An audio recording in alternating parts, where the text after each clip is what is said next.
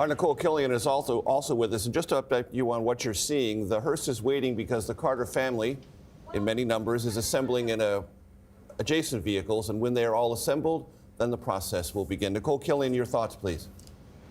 Well, as we watch the hearse in front of Phoebe Sumter Medical Center, it's important to note that this is in Americus, Georgia, which is just a couple of miles outside of Plains. And while certainly Plains was the home of Jimmy Carter, it really is that whole region there in southern Georgia that embraces him. He is their native son, and certainly this medical center tended to him many times kind of in his final years up until the time that he entered hospice care, where he then spent his final years there in Plains. So this is a very important location, certainly to the former president, to his family, and will be the beginning of his journey as this hearse makes its way through Plains, ultimately up to Atlanta. The state of Georgia as a whole, you know, again, this is its native son.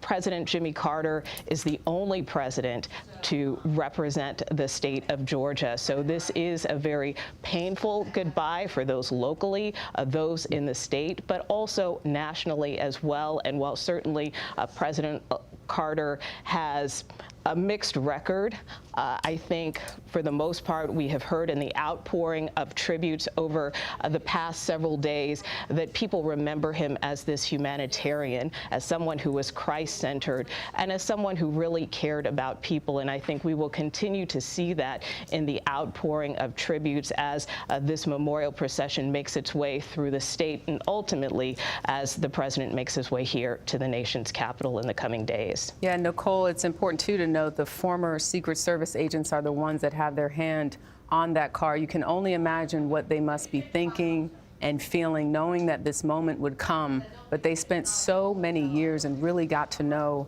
the former president there. Senior national correspondent Mark Strassmann is in Plains, and I know he spoke to the family pastor this morning. Mark, what more can you tell us?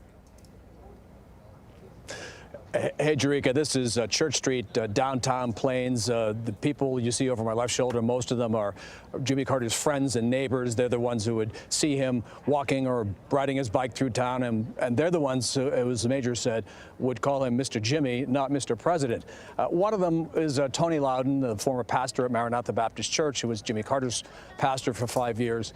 I talked to him last night, and he was essentially telling me what a body blow losing Jimmy Carter is to him personally, but in a larger spiritual sense, what he said is the Sunday school teacher was called home on a Sunday. And he said whenever he and Jimmy Carter got together, Carter would ask him 3 questions.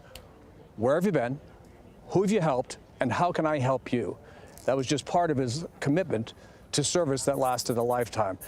To understand Carter's improbable rise to the White House, you have to understand how small Plains really is. Even today, 540 people, 2 family-owned restaurants, no stoplights. Carter lived about a half mile from where I'm standing. And the everyday rhythms of Plains life, he always found appealing. And it's one of the things I talked to his grandson, Jason, about just a couple of months ago. I think for a long time in my grandfather's life, he was only looking at what was left undone, right? He's one of those people who was always trying to finish, whether it was eradicating guinea worm disease or, you know, building peace and democracy in South Sudan. Whatever project he was on, he was digging into. But I do think over the last several years, he's been able to reflect on the achievements, and both in terms of peace, but also in terms of, for example, preservation of land, the Alaska National Wildlife Refuge, those massive legacy impacts. I think he has been able to appreciate them. So this 6-day national farewell begins here in Plains, and on next Thursday it will end here in Plains. There will also be a funeral service at Maranatha Baptist Church, and then Mr. Carter will be buried about a half mile from where I'm standing on the family property next to Rosalind Carter, his wife of 77 years. Yeah, and as we watch the procession right now, Mark, you can just see people outside with their American flags. We just saw the Secret Service with their right hand over their heart as the hearse was making its way down the street here. Just a touching moment, if we can just take a listen and observe some of these pictures here.